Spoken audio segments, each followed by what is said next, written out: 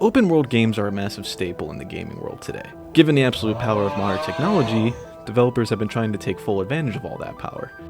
Well, some anyway. Putting players inside of a massive map with sometimes countless activities and side quests to partake in, often giving you little rewards like in-game currency, experience points, or new gear. But it's all optional. And doing these optional activities or side quests can progress up your character to make the rest of the game less of a struggle. Or, in some cases, activities are said to be optional until you realize you'll get your ass beat if you don't upgrade your character. So those side activities go from being an optional choice to essentially a sticky note of chores to do left by your parents who are never home. But mainly sometimes not doing any can be rarely detrimental to your playthrough. A game like Horizon Zero Dawn on the standard difficulty option can be pretty easily beaten without having to partake in any optional challenges. However, a game like this tends to encourage exploration, and exploration is usually the best thing about an open world game. Being dropped into a world and instantly being curious about what lies within. What's behind that mountain? What's in this house? What's on that planet off in the distance?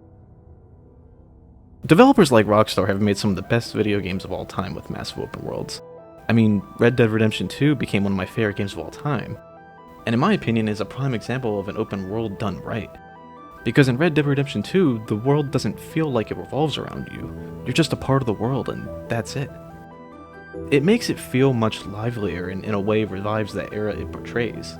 Arthur feels like another human being in this world. Every NPC you come across feels like another person living their lives. It's truly a spectacle in the genre. But Rockstar is a company with like tens of millions of dollars in the bank, so it makes sense the game is on that level. The Witcher 3 Wild Hunt is another of my favorite open world RPGs, giving you lovable characters and often interesting side quests and locations to discover. Elden Ring having an extreme environment such as the Lands Between, giving players a great sense of fulfillment every time they find something new.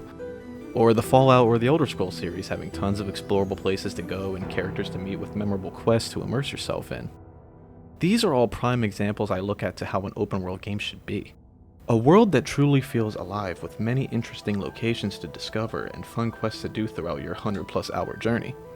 Notice me saying 100+ hours because often in games like these, that's how long you're going to be playing them. But mainly if they are really that good. So sometimes, yes, open world games can be great. However, other times it's not often the case. Let's talk about Ubisoft. Ubisoft has played a huge part in making the open world genre feel saturated.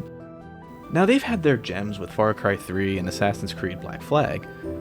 I didn't like Black Flag, by the way. But these two games today are still argued as some of Ubisoft's best work, and I still do believe Far Cry 3 is the best of its respective series, being a game with a great story, fun open gameplay, and a memorable antagonist. But I plan to praise that game later on in the future. Basically, Far Cry 3 did so well with critics and players alike overall loving it, so what happened? Fast forward to 2021 with Far Cry 6 and the game feels the same.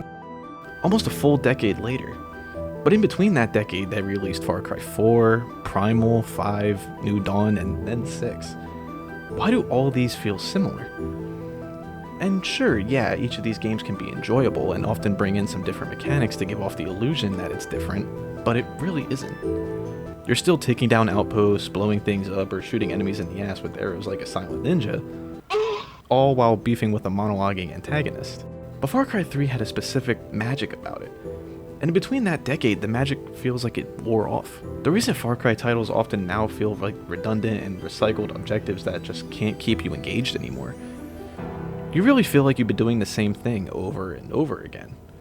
I guess Ubisoft liked Voss's line about insanity so much that they made it their business model. Same thing, over and over and over and over and over again, thinking, this time it's going to be different. No, please. This time it's going to be different. I'm sorry. I don't like the way... And Ubisoft was a developer with a ton of variety in their catalog. But even something like Star Wars Outlaws that recently released this year still has that Far Cry or Assassin's Creed formula. Sure, the term, if it ain't broke, don't fix it, makes sense in theory, but the strive for innovation isn't there anymore. Innovation dies when developers are replaced by managers and businessmen more concerned with money and approval rather than making the product actually good and memorable like it used to be.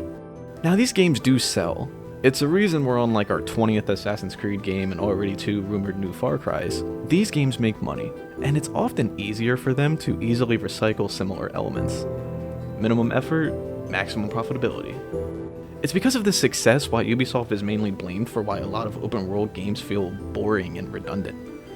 It's the quantity over quality mindset that a lot of developers have adopted nowadays. The open world genre is now a gimmick to sell the product for $70 to $100+ because they firmly believe you'll be spending a lot of time in their world. Telling you how immersive it is and the amount of time you'll spend in this world they copy-pasted, created. There is little to offer in content that's there, and you'll spend most of your time aimlessly wandering around and doing fetch quests. It's become incredibly jaded. Hell, even The Legend of Zelda went in the open world direction. And yeah, it can be used as another example of it done well, but the sequel to that, Tears of the Kingdom, was criticized for feeling more of the same. If it ain't broke, don't fix it, I guess. And that's the thing. Often because something does well the first time, it can be good the second time. But maybe the 9th time? Anyway, open worlds right now feel is that they don't treat the world as a place with a history and a point. Their worlds are just there to be big, to give you mundane tasks to do to push up your gameplay hours to justify the $70 price tag. It's a reason why a lot of games go this direction that don't really need it. Mass Effect Andromeda, Mirror's Edge, Halo Infinite, Assassin's Creed, Final Fantasy. Even Metro Exodus suffered from the developers' clear lack of experience with open world games. These are titles that had no real reason to go this direction. They just went with it because publishers see success in it. But a lot don't know what makes the open world genre great. The world should be a character just as much as the people around you. Open worlds need personality and to be able to give the player a joy in exploration. But not every game needs that, and games suffer at the cost of it. Often spending more money than needed to make a product that will fall flat due to lack of experience or knowledge on how they work. But overall they feel boring because of them feeling like bloated messes that just put game length and price justification over true quality. Dishonored feels more like a perfect game that does more of a sandbox style environment with loads of options given to you with the feeling of freedom on a smaller scale. Not every game needs to be an overweight mess of random things to do in a world that feels dead. They borrow too many ideas from each other, and the genre doesn't truly feel like it's evolving in most games.